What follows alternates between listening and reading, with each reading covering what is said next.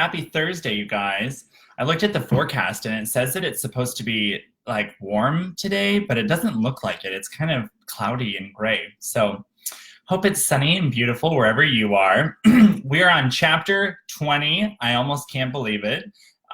There's a lot that we've covered, a lot that has happened. And yeah, and by the way, the book is coming along pretty well. Because I don't know if y'all know this, but I do write in the actual transcript, or manuscript rather, in the book every week. So I think I've done like 11 or 12 chapters so far. Writing is hard and it takes a lot of time. So these videos, believe it or not, have actually sort of become this little release. It's a lot easier than writing the actual book. So I do want to address one thing really quickly before I get into today's chapter. And that is just, how do I say this? I don't believe that anyone is necessarily right or wrong, and I believe that people are entitled to their opinions. I do believe, however, that there is a right and wrong way to share your opinion, and I just want to say only that. That's all I'm going to mention. Just let it be a little life lesson that our tongues are very powerful. You can take that however you want, but in today's context, I really mean that your words, our words, have an impact. So just, that's your little food for thought for the day. Totally not related. Thanks for letting me vent about that. But yes, Kate, positive vibes. All right, you guys, today's a little heavy, our chapter 20, but go with me on it. We're going to get into some lighter chapters next week. So, chapter 20, the challenge. So, according to countless thought leaders, researchers, psychologists, people that are in the self-improvement world, just about all of them, there is something that they all universally agree humans want. Some claim that they actually have research to back this up, but regardless of research, there is something that every sort of thought leader out there has determined humans want and need, actually. It's universal, and according to one of my very favorite people, someday I'm gonna meet her, promise, Brene Brown, the only people that don't want this thing or that don't have it, don't want it or don't have it because they are emotionally or even physically incapable, psychologically rather, incapable of having it. They just don't even have the capacity, meaning that they struggle with some kind of disorder, honestly. So we all want this thing. And when we have it, our lives seem to go a little better. They run smoother, we're happier, and those around us are happier as well because we're happy. And when we don't have it, things happen. Unpleasant things, unfortunate things, bad things, and even sometimes kind of tragic things, very sadly. This thing isn't just a want, and it is a desire, but it's not like a desire like other things are. It's actually something that we are hardwired for, meaning like neurologically, we are hardwired for this thing. So what it is, it's profoundly simple and complicated at the same time, and it's this: connection. That's right. Every thought leader out there will tell you that this is something that humans want, we need, we're hardwired for. Connection.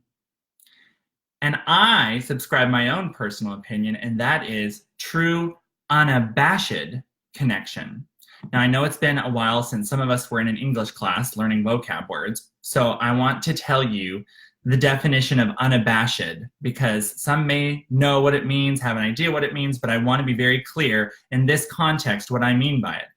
Unabashed means not embarrassed, disconcerted, or ashamed.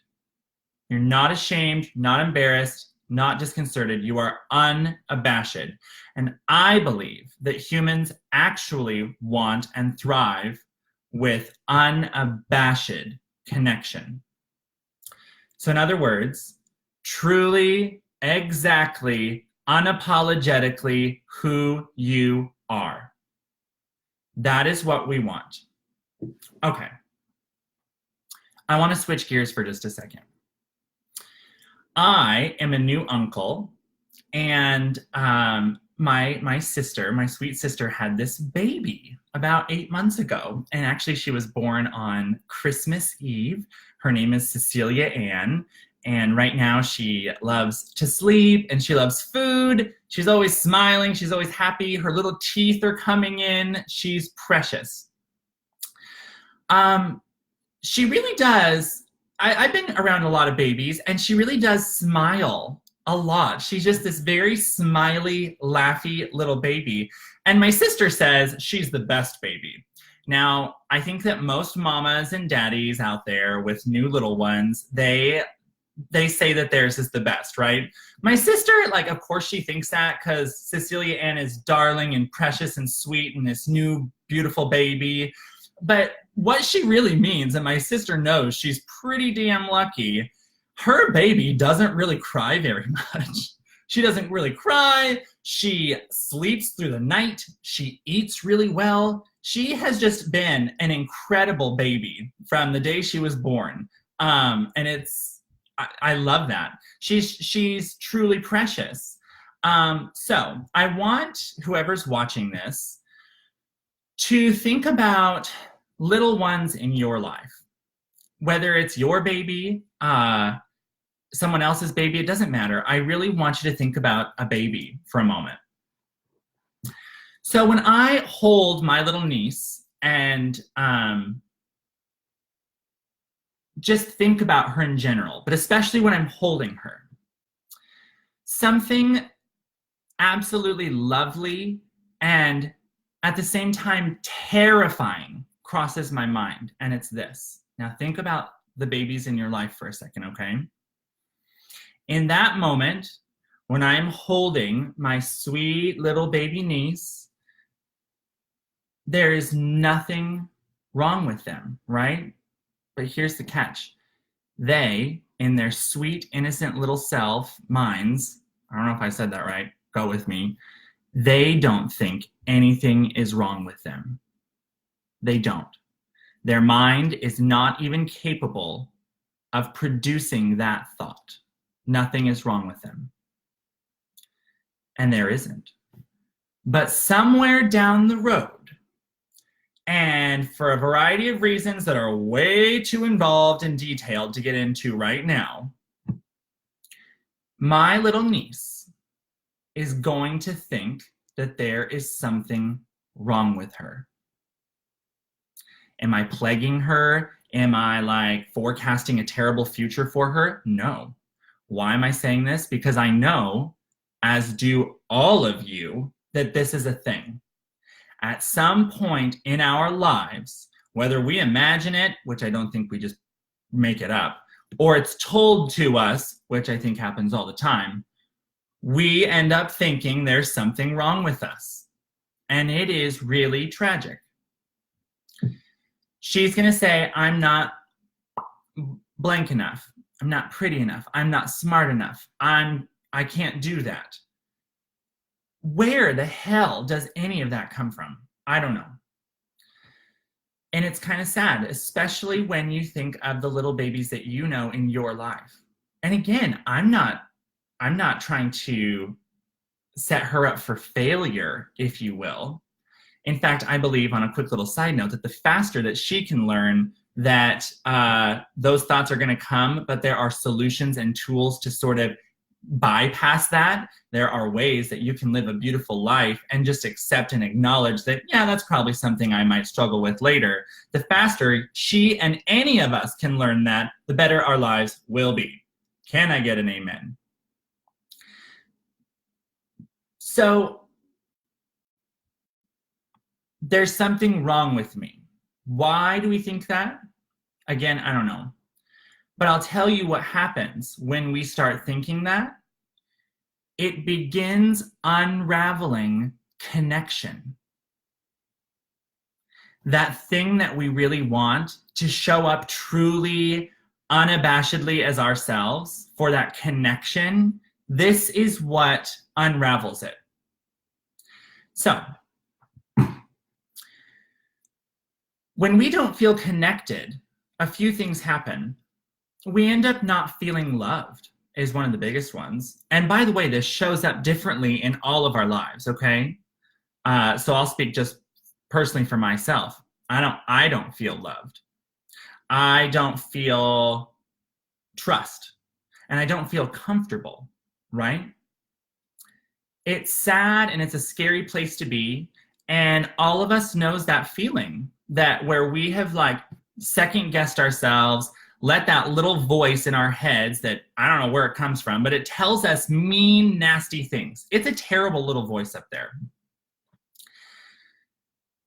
Growing up in the church, and especially going to my dream college in the South, I gotta tell you, I felt connected, okay? And after I had begun sharing with vulnerability that I struggled with same-sex attraction to the church, to these Christians, to these people, I felt unabashedly connected because now there was nothing to hide, right? That is just me. Here I am. And the love and the trust and the comfort that was there because of that, oh, I mean, it was a beautiful thing. Despite the always thinking I was sinning thing and the whole I wonder if I'm going to hell feelings that I constantly had, which I know, we've talked a lot about it, right? I did feel connected. And as you've already heard, if you've listened to this story, when I uttered the words, I'm gay, the connection became instantly disconnected. Okay, where am I going with all of this? I've talked about Brene Brown, connection, babies, something's wrong with me. It's all coming together, I promise. Despite moving to a completely new place and basically starting my life completely over in 2012 and meeting wonderful, kind, lovely people, my biggest challenge happened to be that I missed that connection. I would have all these sessions with Dr. Kaufman. They would be beautifully heartfelt and truly genuine to the core. We would talk about so many of these things. Well, why do you miss it? Yeah, what do you miss? These kind of things.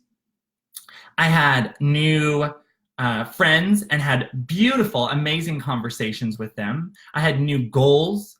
I was experiencing all kind of new stuff.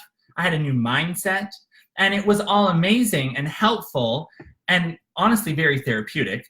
Except for that, I still wanted to feel connection the way I had only months before.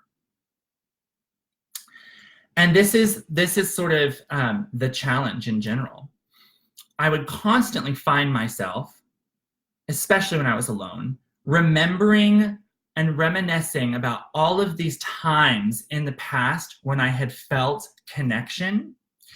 And they were the things like the amazing memories from youth group and singing and just my old friends and mentors in general. And I would literally yearn to somehow experience those things again. And then it's almost like I would come back to reality and realize, oh, even if that's what you want, turns out that ship has sailed. It has sailed because, oh yeah, they all rejected me. How is that going to work? This constant back and forth was terrible.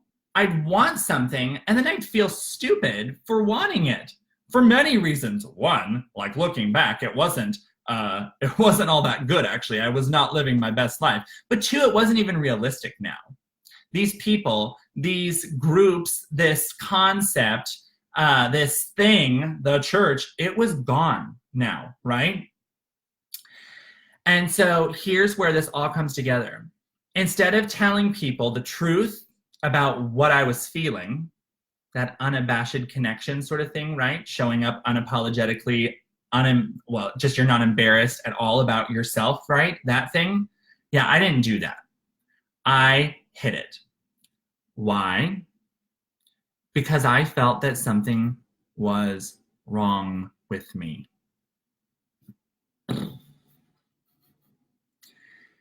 I really did get it in my head that if I told all of these new people in my life that I was forming new relationships with, that I actually missed my old life and the way that things were, the friends I had, the connection that I felt, I believed that if I said that, they would think I was crazy. Because honestly, there's a lot of reasons to think that's kind of crazy, right? But it was the truth, and it's what I felt. I didn't know how to make sense of it, but at the same time, I completely hid it. And the thing that I learned looking back is that what happens when you don't feel connected for whatever reasons it is that you're not feeling connected because you're not able to show up as your true, authentic self, whether it's because you're scared, let the list go on, right? Here's what happens, you guys. You forget who you are. You really do. Now, who you are can be defined a number of ways, right?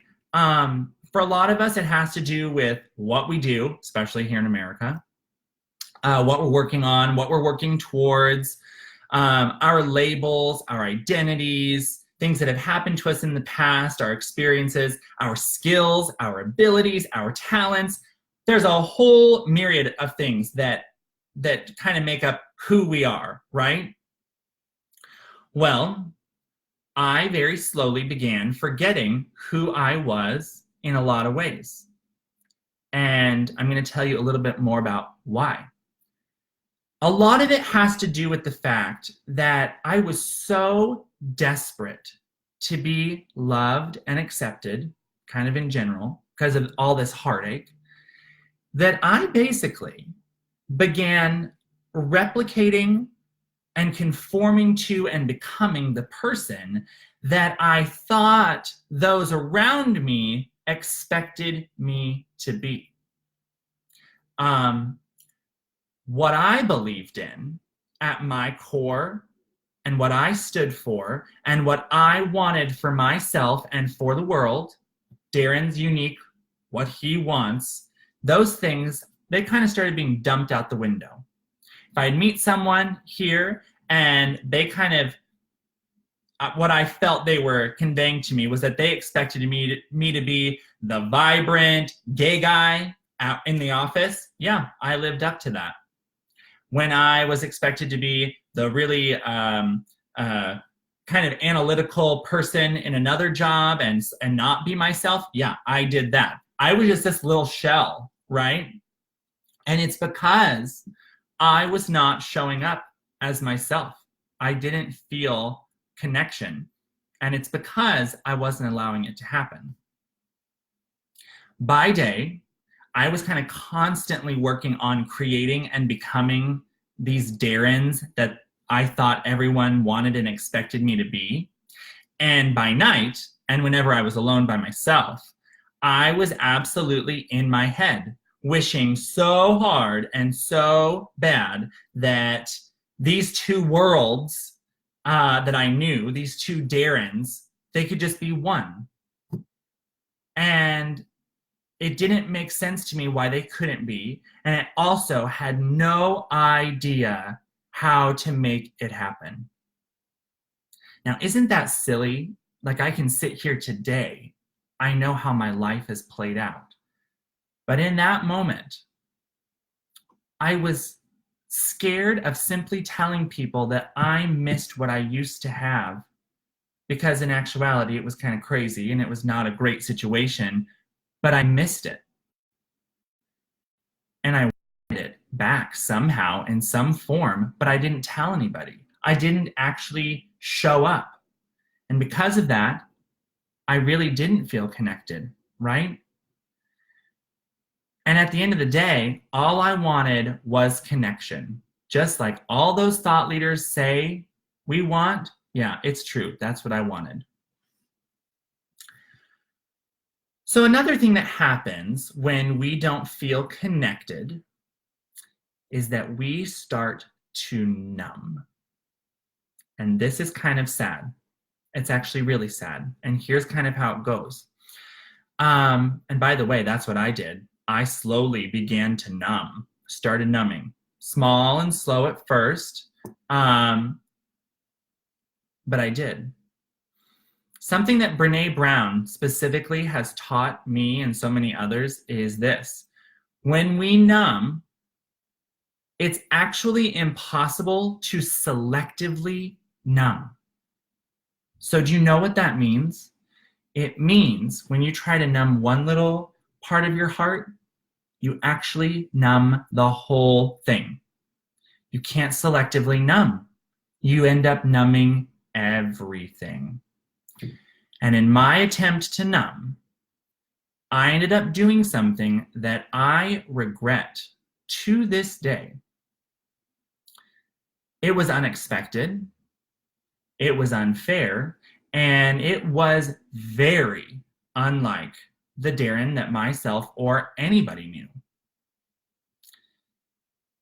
Little did I know that that failure would actually become the birthplace of some very much needed light that would soon fill up my life. And it is still glowing very bright today. But it wasn't a beam of light that like shot out from headlights through fog or whatever image you want, like just, light. It was sort of just there. And it turns out that it had to be uncovered. And when I say uncovered, I mean like bit by bit, a little bit at a time, right? And in order to uncover it, I eventually had to go right back to my very humble roots and simply start digging. That is today's chapter. I know it's heavy, it's kind of vague, and in this series of episodes and videos I'm doing, it's probably not making a ton of sense. When you read this in a book, and it's, got a chapter before it and a chapter after it, I promise it'll make a little bit more sense. But it was the challenge. The challenge was that I wanted something, couldn't really put it into words, and was too afraid to because I thought people would just think I was crazy. And I absolutely know that every one of us has been in that spot. So next week, we are going to talk about what happened. I did hint at sort of a big failure. It was a big failure. What happened, why it happened, what happened after it, and where it led me today. So I say this all the time, but truthfully and honestly from my heart, thank you so much for watching, you guys. It just makes me tear up. The comments that I have received from people are so far-reaching. And I mean that in terms of like the scope of what comes to me in the forms of these comments. Some people, they talk to me about how this is impacting their life as it pertains to their relationship or thoughts about gay people. A lot of people have talked about how it relates and pertains to their relationship and experience with the church. Some people have written me about abuse that they've gone through. Some people have written about loss. I have just been shocked and overwhelmed and humbled by the way that this story is affecting people. And it just empowers me to keep saying, which I'll give you a hint, is kind of the end of this book I'm writing. You have to tell your story. Because if I hadn't, it turns out I would not have helped any of these people that have written me, and I wouldn't have known in the first place that they needed help, and maybe they wouldn't have either. So just kind of an emotional day, I guess. But sometimes you need those and they're okay. So thank you so much for watching. That's all I have for today. Feel free to share this as always, and have a fabulous Labor Day weekend. I can't believe we're already there. My next video will come out next Tuesday, not Monday. So I might write a little post about that. All right, you guys, be safe, be well. Would love to hear from you, and I'll see you next week.